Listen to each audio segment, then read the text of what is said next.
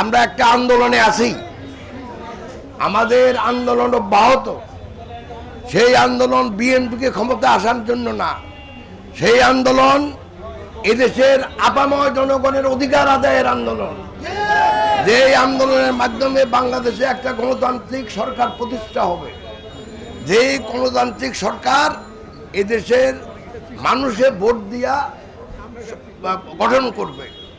এখন যেটা হচ্ছে, এদেশে না আছে কোনো ভোটের অধিকার, না আছে কোনো ভাতের অধিকার, না আছে কোনো অধিকার বলতে এখন মানুষের কিছু নাই। অতএব আমাদের আন্দোলন অব্যাহত। আমাদের সুযোগ্য নেতা তারেক রহমানের নেতৃত্বে ভবিষ্যতে আন্দোলন তীব্র হবে। আপনারা সবাই সে আন্দোলনে যোগদান করবেন।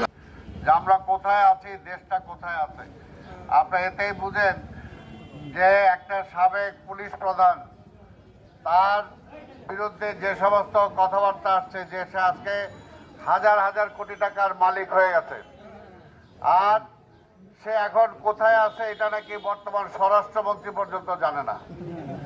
তাহলে এই দেশটা কি চলছে? এই দেশটা কি সরকার চালাইতে পারতেছে? অর্থনৈতিক অবস্থা খুব খারাপ। আজকে সব কিছুর দাম বাড়াইছে, আজকে গ্যাসের দাম বাড়ছে, কিন্তু তারপরে এই সরকার সেগুলো নিশ্চিত করতে পারে না। আমরা খালি একটা নির্বাচনের কথা বলি। এলাকার মানুষ আপনারা কি নির্বাচনে ভোট দিতে পারছেন? কত কটা নির্বাচন ভোট হচ্ছে?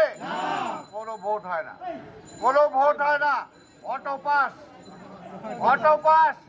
স্বাধীনতার আগে যেরকম পরীক্ষা দেওয়া লাগতো না, অটো পাস হয়ে যেত। এখন এই সরকার নির্বাচন না করেই, ভোট না নিয়ে অটো পাস সরকার। এই জন্য অটো পাস সরকার যেহেতু, এই জন্য আপনাদের কাছে কোনো জবাবদিহিতা নাই। আজকে চালের দাম বাড়লো, ডালের দাম বাড়লো কিনা সেদিকে কোনো ভ্রুক্ষেপ নাই। বলে দেশ খুব ভালো চলছে, দেশ খুব ভালো চলছে বলে।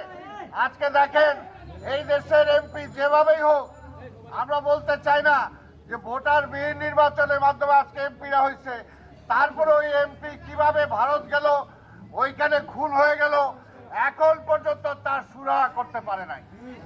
আসলে কি তার 80 টুকরা হয়েছে না 40 টুকরা হয়েছে, না এখনো জীবিত আছে, এই সরকার এখনো সেটা বলতে পারছে না।